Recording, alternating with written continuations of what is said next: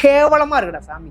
இதை விட உங்களை மாதிரியான ஒரு அரசியல்வாதி அநேகமாக இந்திய அரசியல் வரலாற்றில், குறிப்பாக தமிழக அரசியல் வரலாற்றில் இப்படி ஒரு தலைவன் பேசிய ஆடியோக்கள் வெளியே வந்து கேவலப்பட்ட ஒரு அரசியல்வாதி யாருமே இருக்க முடியாது, சீமானை தவிர.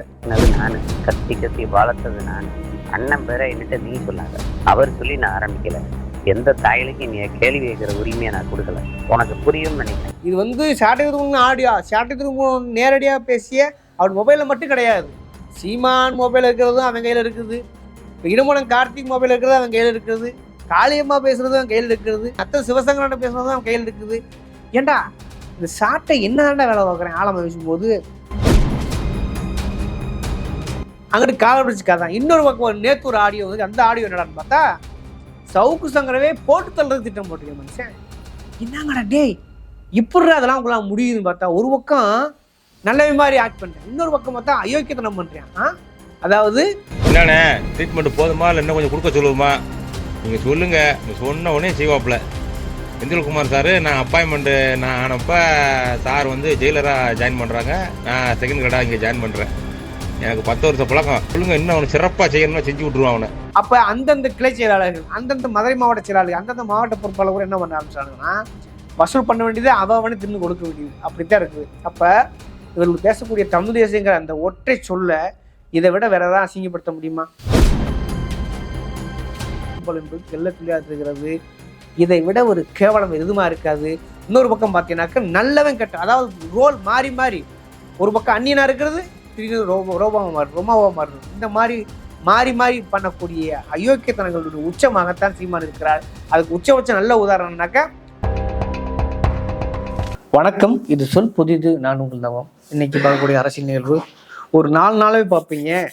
இந்த ஆடியோ வீடியோ காட்சிகள் வழக்கம்போல் லீக் ஆகி கொண்டிருக்கிறோன்னே, அதாவது வீடியோவில் அழியப்போகிற கட்சி பாஜக என்றால் ஆடியோவிலேயே அழியப்போகிற கட்சி நாம் தமிழ் கட்சின்னு தான் சொல்ல வேண்டும்.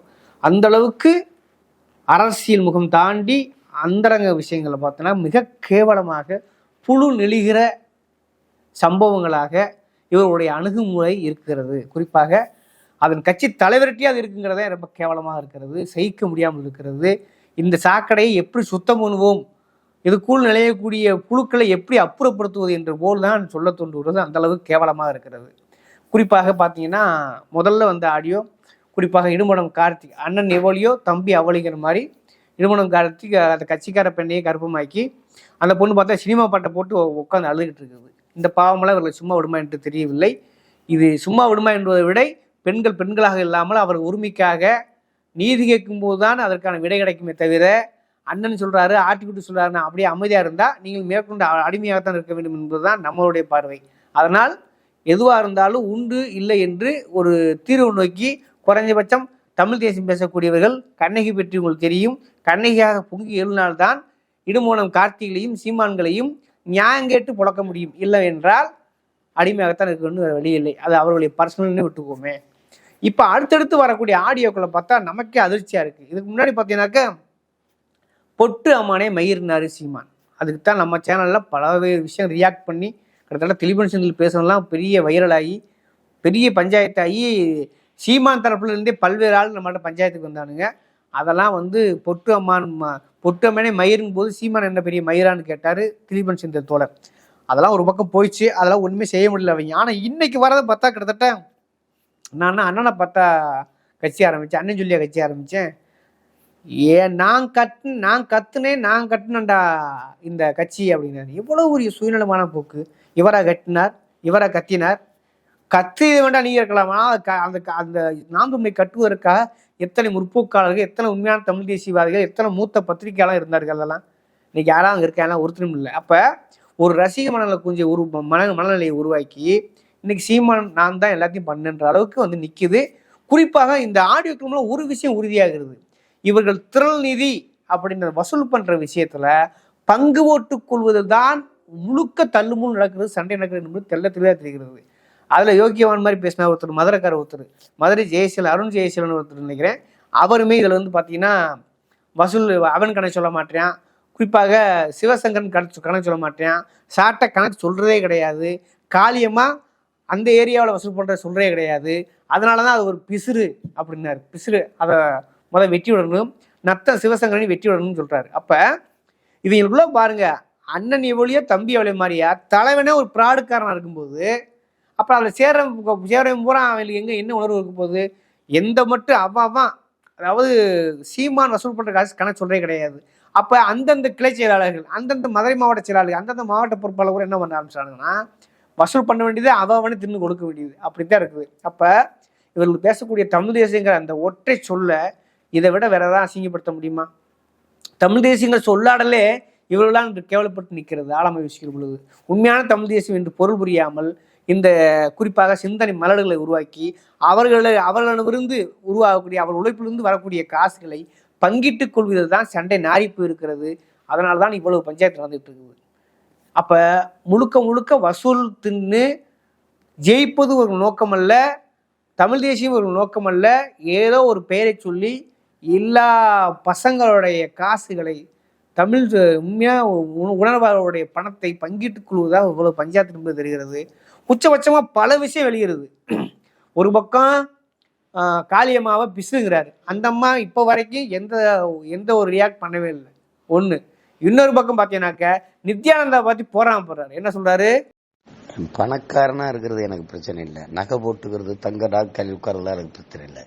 ஃபிகர்களோட இருக்கு, அதுதான் எனக்கு வெறுப்பா இருக்கு. நல்ல நல்ல ஃபிகரா இருக்கு, அது வெள்ளக்கார ஃபிகர்களா வச்சிருக்கா, அதுதான் வெறுப்பு. ஒரு தலைவன் பேசுற பேச்சாயுது, ஒரு பொம்பளைய ஒரு பெண்களை பார்க்கக்கூடிய பார்வையாது, எவ்வளவு கேவலமான ஒரு காமுக கழுகு பார்வை இது. இப்படித்தான் சீமானுடைய உண்மையான கோரமுகம் இருக்கிறது. இவன் பெண்களை பார்க்கக்கூடிய பார்வை இதுதான். இந்த நாய் தான் என்ன பண்ணுதுன்னா 50-50, பாதிக்கு ஆண்கள் பாதி பெண்கள்னு மேடை வேஷம் போடுகிறது. ஆனா உண்மையில பெண்களை பார்க்கக்கூடிய பார்வை என்ன? காளியம்மா ஒரு பிசுறு, நித்யானந்தா வச்சிருக்கிறது நல்ல பிகரு, பொட்டி அம்மா மயிறு. இதுதான் சீமானோட. அதாவது எதுலையாவது ஒரு ஒரு விஷயத்துல ஒரு துளி அளவு நியாயம் இருக்கணும், துளி அளவு அறம் இருக்குன்னு சொல்லுவாங்க. அரசியல் அறிவும் கிடையாது, அரசியல் நாணயமும் கிடையாது, அறிவு நாணயமும் கிடையாது, அற நாணயமும் கிடையாது. முழுக்க முழுக்க குடித்து விட்டு தின்னு கொழுப்பதற்கு பிஞ்சு பசங்களுடைய தலையில நஞ்ச வளர்த்து அதுல உறிஞ்சு தின்ற ஒரு அட்டைப்பூச்சி ஓனாய் கும்பல் தான் இந்த சீமான் கும்பல் என்பது தெல்ல தெளிவா தெரிகிறது. இதை விட ஒரு கேவலம் எதுமா இருக்காது.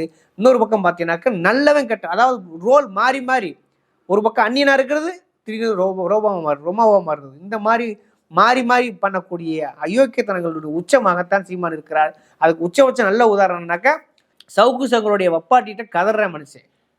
அதை மனைவின்னு சொல்றதா தோழின்னு சொல்றதா எனக்கு என்னன்னு சொல்றேன்னு தெரியல. அதனால நான் சீமான் பாணிலேயே அதை வப்பாட்டின்னு சொல்ல விரும்புகிறேன். ஏன்னா அப்படித்தான் அவர் பேசுவார். அதனால அந்த பாட்டை சொல்ல விரும்புகிறேன். அவர்கிட்ட காலை பிடிச்சி கதறாரு, என்ன ஏன் இப்படி பேசுகிறேன், நான் என்ன பண்ணேன், யூடியூப் ப்ளஸும் அதெல்லாம் மன வச்சு இப்படி போட்டு என்னை கொள்றாங்களே, நான் என்னதான் பண்ணேன் அப்படின்னு சொல்லி புலம்புறேன் மனுஷன். அங்கிட்டு காலை பிடிச்சி கதான். இன்னொரு பக்கம் நேற்று ஒரு ஆடியோ வந்து, அந்த ஆடியோ என்னடான்னு பார்த்தா சவுக்கு சங்கரவே போட்டு தள்ளுறது திட்டம் போட்டிருக்கேன் மனுஷன். என்னங்கடா டேய், இப்படி அதெல்லாம் உங்களாம் முடியுதுன்னு பார்த்தா ஒரு பக்கம் நல்லவே மாதிரி ஆக்ட் பண்ணுறேன், இன்னொரு பக்கம் பார்த்தா அயோக்கியத்தனம் பண்ணுறேன். அதாவது என்னண்ணே ட்ரீட்மெண்ட் போதுமா இல்லை இன்னும் கொஞ்சம் கொடுக்க சொல்லுவோமா? நீங்கள் சொல்லுங்க, சொன்ன உடனே செய்வாப்புல. செந்தில்குமார் சார் நான் அப்பாயின்மெண்ட்டு நான் ஆனப்போ சார் வந்து ஜெயிலராக ஜாயின் பண்ணுறாங்க, நான் செகண்ட் கிரேடாக இங்கே ஜாயின் பண்ணுறேன். எனக்கு 10 வருஷம் பழக்கம், எனக்கு நல்லா தெரியும். ஜெயிலராக இருந்து நான் பார்த்துக்கிட்டு இருக்கேன். நீங்கள் சொல்லுங்க, இன்னும் அவனை சிறப்பாக செய்யணும்னா செஞ்சு விட்ருவான் அவனை. ஆக எதுலையுமே ஒரு நாணயம் கிடையாது, எதுலையுமே ஒரு குறைஞ்சபட்ச அறப்பார்வை கிடையாது. எல்லாத்துலேயுமே பிழைப்பு. தன் பிழைப்புக்கு பங்கு வந்தால் கதறது, குமுறுறது, தண்ணி அடிச்சு கூத்தாடுறது, அதில் எவன்ட்டையா எனத்தையா பேசி தொலைக்கிறது. இதை பூரா பக்காவா தெளிவா தனக்கு அரசியல் கேடயமாக, தன் பாதுகாப்பின் கேடயமாக இந்த சாட்டை துருவருக்கு இந்த மாமா மஞ்சப்படி மாமா இருக்கான் பார்த்தீங்களா, அவன் எல்லாத்தையும் எடுத்து வச்சுக்கிறேன். ஆச்சரியம் என்னன்னா, இது வந்து சாட்டை துருவன் ஆடியோ, சாட்டை துருவன் நேரடியாக பேசிய அவன் மொபைலில் மட்டும் கிடையாது, சீமான் மொபைல் இருக்கிறதும் அவன் கையில் இருக்குது, இடுமணம் கார்த்திக் மொபைல் இருக்கிறது அவன் கையில் இருக்குது, காளியம்மா பேசுறதும் அவன் கையில் இருக்கிறது, அத்தனை சிவசங்கரன் பேசுறதும் அவன் கையில் இருக்குது. ஏண்டா இந்த சாட்டை என்னடா வேலை பார்க்குறேன் ஆழமா பேசும்போது, ஒட்டுமொத்த நம்பர் 1 கிரிமினல் யாருன்னா அது சாட்டையாகத்தான் இருக்கிறான். அவன் ஃபோனில் தான் இத்தனை இருக்குது. அப்போ சாட்டை ஒப்பார வைக்கிறான். இதெல்லாம் நாகரிகமா? இது வந்து கலைஞர் இப்படி பண்ண கிடையாது, அண்ணா இப்படி பண்ண கிடையாது, ஸ்டாலின் இப்படி பண்ணலாமா? என்கிட்ட இருக்கு மொபைலை பூரா மொபைலில் இந்த டேட்டா பூரா எடுத்து இப்படி நடுத்துல விடலாமா அப்படின்னு கதறான், புலம்புறான், பதறான். ஏன்டா உனக்கு இந்த பொழப்பு? முதல்ல உனக்கு பர்சனல் சொல்றதுக்கு அந்த ஆடியோக்கள் என்ன இருக்குது? முழுக்க முழுக்க நீ பேசுகிற அரசியல் பித்தலாட்டம், பெண்கள் கேவலம் பார்க்கக்கூடிய பார்வை, அரசியல் பித்தலாட்டத்தனம், காசை கொள்ளையடிச்ச விஷயம், இதாடா முழுக்க முழுக்க வந்திருக்கு. அது என்னடா பர்சனல் இருக்குது? ஆழமா யோசிக்கும்போது உங்க அந்தரங்கத்தை யாரும் எடுத்து வீடியோ எடுத்து வெளியிட்டாங்களா? ஒண்ணுமே கிடையாது. அப்ப சாட்டையெல்லாம் இதை பேசுறதுக்கு கொஞ்சம் கூட அருகதை கிடையாது. இவ்வளவு தூரத்துக்கு மாட்டி நடுத்தருவில் அசிங்கப்பட்டு கூட இன்னமும் நீங்க வாய வச்சு பேசுறது இருக்கே, அதை முட்டு கொடுக்குறது இருக்குதே, அதை நியாயப்படுத்துற விளக்கம் இருக்கே, கேவலமா இருக்குடா சாமி.